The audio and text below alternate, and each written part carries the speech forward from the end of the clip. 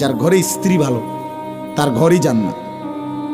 আর যার বেড়ি খারাপ, যার বউ অসৎ, চরিত্রহীন, বেপর্দা, বেহায়া, যে বেড়ি নিজের স্বামীরে নিজের শরীর রূপ যৌবন দেখানোর চাইতে রাস্তায় দেখানোটাকে বেশি পছন্দ করে, খোদার কসম তার ঘর জাহান্নামের টুকরা, জাহান্নামের টুকরা, জাহান্নামের টুকরা।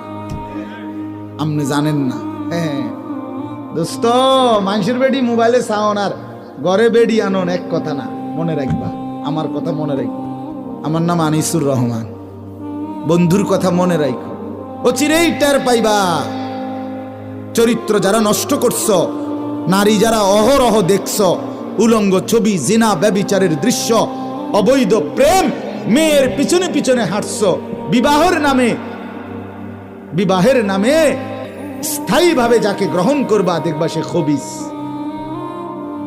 কোরআনে স্পষ্ট আছে, আছে কি না?